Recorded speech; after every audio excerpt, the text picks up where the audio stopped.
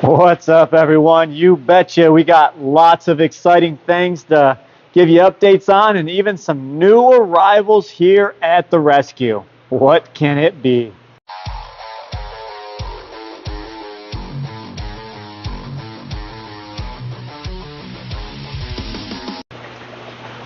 So for starters, we're going to go ahead and talk about these bass. You guys can see they are all getting very, very plump. They are all eating good. Besides this guy, I have not gotten him to eat very great yet, so I'm still working on him, but the rest of them are eating and looking so healthy. I got to clean the glass a little bit, but we got some volunteers coming over for that. But that new Temensis, he's stacking on some weight. And we also finally, I got the right cords to be able to get my Rode mics to work through the new cell phone. It took me a while to figure it out because I had the right cords before, but what I did not know was they had different wiring on the USB-C port. So there's, a bunch of different ways that the USB-C port or the USB-C port could be used, and Samsung's is a lot different than a lot of these other USB-C to 1/8 inch jack cables. So I had to find the one that worked with the phone and worked with the Rode mics as well. Had to buy a patch cable through Rode and the Samsung exclusive USB-C cable. But now the audio is working great, so hope you guys enjoyed the new audio. And I have a new camera that is coming that will blow this one out of the water. So trying to upgrade for you any chance that I can. But now we got the update on the bass. Now we're going to come over here. You guys wanted to see about the Fahaka. The Fahaka is doing great. She's not really being bothered in here. All the snails are pretty much non-existent. You guys kept asking about her on the live stream just a few moments ago. So there we have it, the Fahaka in with the Frontosa colony. All right, so I told you guys we had some new arrivals. Look at this guy, he's getting thick, but Lone Star's doing good down there. Down in this tank, we've got a new black spotted eel that'll end up staying with us. It'll go over into the 1,000-gallon once he goes through a quarantine process. There's also 2 Chinese algae eaters in here. That's going to go up to the front tank. The tiger barbs will end up going to Reaper. He's got a whole tank of tiger barbs there. And my dad's got something for the rest of these guys. But look at this. We've got them discus that are going through quarantine now. This tank is just about empty. There's 2 fish in there. This tank is empty. That tank is pretty much empty. That tank is empty. That tank is empty, or is it? We'll get to that in just a moment. Then we've got this 300-gallon here that is up and going and empty. So we got rid of a ton of fish. We got rid of the fish out of here, the fish out of here. Up here, we got rid of all the fish. So we are pretty much low on fish to rehome right now. We've got just a tiny bit of fish in this 550. I got rid of a ton last night. I forgot to film, but he came out and cleared a bunch of the small tanks. We got rid of all the rest of the jewel cichlids that were down here. So what's left in here is just them 3 archer fish, and they're just about ready to come out of quarantine themselves. In here, we got rid of the gold spot plecos and the commons. We just have 2 tiger oscars, a tiny little baby pacu. This starburst oscar we're going to end up keeping. There is a red tail in there, and that is all the fish we have to rehome. Now, I've been teasing you guys down here. This was an empty tank, but it's not so empty anymore. And what is that guy right there? Yes, we did it again. We got an Amara wolffish.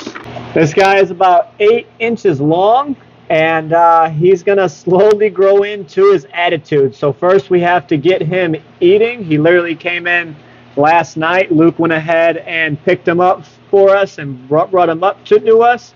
We got him from Boggs Aquatics. So he will do well in here. He's going to go through about 3 weeks of quarantine, and then we're going to get him into a tank on our system. You guys remember the last one we got that we ended up getting rid of?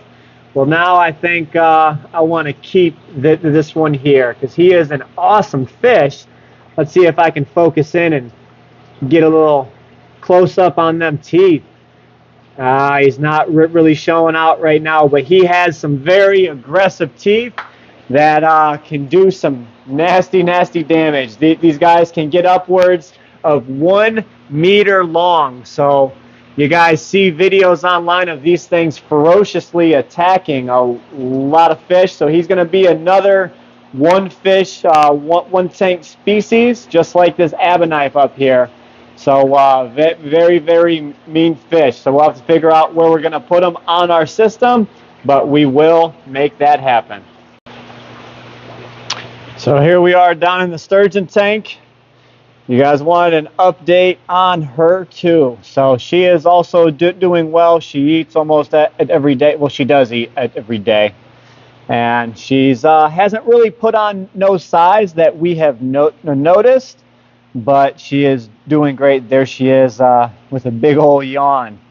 You can see there is no, stress on her scales or her fins, no redness. She is just a happy camper. So she is in this tank. We keep it about 65 degrees along with the rest of the cold water fish, goldfish. We've got all sorts in here. Orandas, ryukins, black moors, the fushigi, some calicos. We've even got the Chinese high fin banded sharks, and everyone seems to get along. Now a little update over here, this 580, we've got the 10-foot wheel barb, we've got a rhino pleco, and this Indian shovel nose. I'm sorry, he's about 2 foot long, and now there's some fish that's going to actually join them, because we want to get more fish in here, kind of liven it up a bit. But in here, we're having a little bit of trouble. I just added another filter to this stingray tank last night because, these stingrays are getting rather large. They're eating a lot more. We added the arapaima in here, the paraiba, the tigrinus. We've got that black gar in here. And there's also a granulosis on that back wall, which we're also going to have the volunteers clean this tank tomorrow. But there's a granulosis back there. I'm going to go ahead and move him into the 580, possibly even this gar, because we want to take some fish out of here because we're constantly having to clean it. The stingrays are getting more, producing more bio load and waste. So we have to do something. Plus, we have to start working towards, I did say plus, we got to work towards emptying this tank out. So we have to figure out where we can move these fish to that are not going to cause any problems. I can put the arapaima out there. I can put the gar and the granulosis out there with no problems whatsoever. But I do have a fear of this paraiba and the tigrinus going out there, of them losing their streamers. So I have to come up with a different plan to be able to get these guys and have them safe and not be messed up. So I can move all of these stingrays probably to the 650, even though it's going to be for a day or 2 or 3. But with that being done, I can probably move the wallago out. I can move the iridescent shark out. So it'll cramp up some room from the stingrays, but I'll be able to move this tank out and successfully move it out of this room and only move these guys 1 tank over and move the rest of them out to that 580. So that brings me to one more thing. We've got a bunch of fish in here that were normally in the 3,000. We could put them in the 3,000, but we keep having to put more and more stingrays in this 3,000, which is overdoing the bio load on here. You can see the water's a bit cloudy. That's not too much from the water, but all the biofilm on the glass. It's making it look hazy.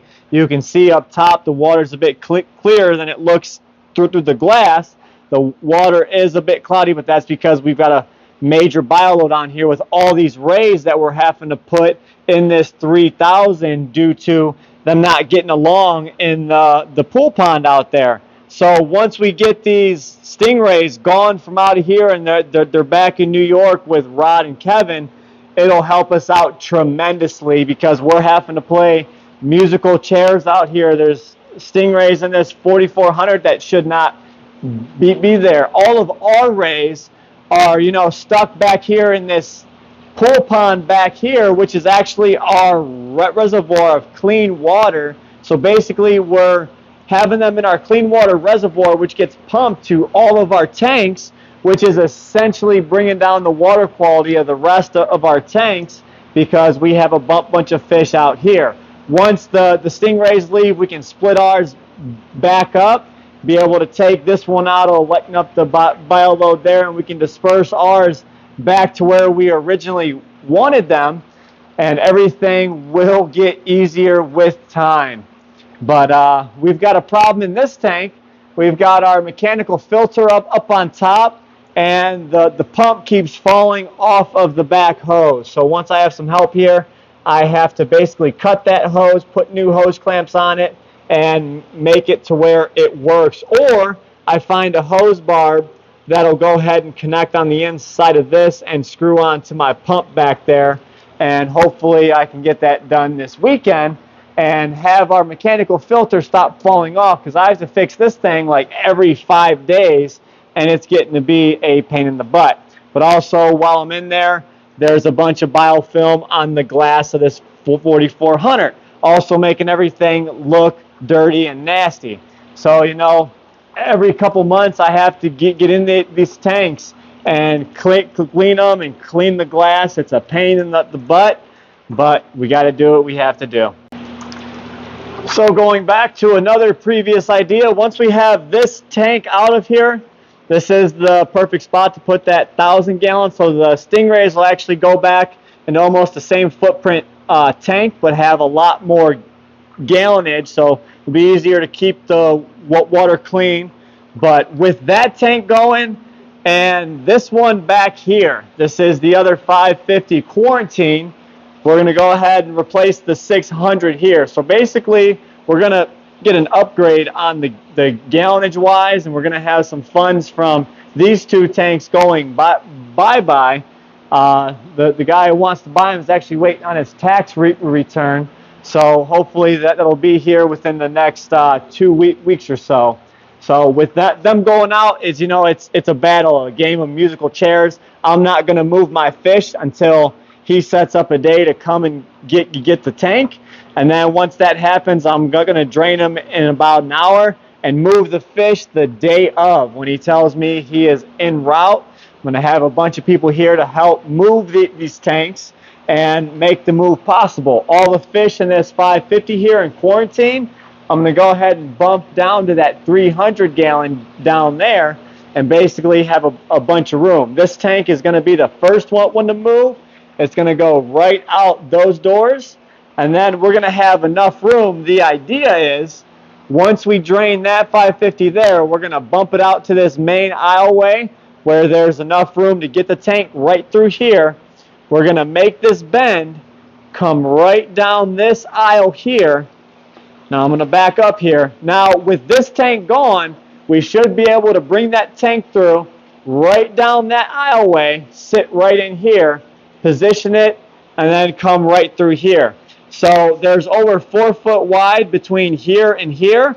We should be able to shoot them tanks right down this aisle and out that door. I'm going to have to take that tank off of its hinges and go right outside. So once that happens, we can bring the 600 gallon over and the 1,000 gallon in. So that's going to be a lot of work, all happening on one day, possibly two. But I'm going to have to, you know, rely on my fishy friends and a lot of my friends around here local to be able to have the manpower to move these tanks where I want them. So, but easy enough, I'd be able to lift these tanks up onto a roller and basically roll them out onto the concrete. Once I get them outside, I have the ease of using the forklift to load them onto his trailers. So that's coming up relatively soon. So you guys need to stick around to see how that all plays out. But I promise you it will come together. And in the meantime, we can work on moving that Dwight Howard tank around and getting that set up as an awesome addition here at Ohio Fish Rescue. So I hope you guys enjoyed today's video, got some updates, met a new arrival, and for a while we're going to be done with the updates here because, you know, I don't want to keep doing rinse and repeat of the same content over and over and over. So you're going to get some new videos, new rescues coming in, stuff like that, and you're going to get lots of work done. You're going to be able to see the back pond. We got to start getting that up and going. Well, it is going now. We got to start cleaning it up so we can start doing content on that again throughout the summer. So big things are coming. Just bear with us, guys, and we will get it done. So I hope you guys enjoyed today's video. Want to see more crazy adventures with the Ohio Fish Rescue? Hit that subscribe button. And as always, stay fishy, my friends.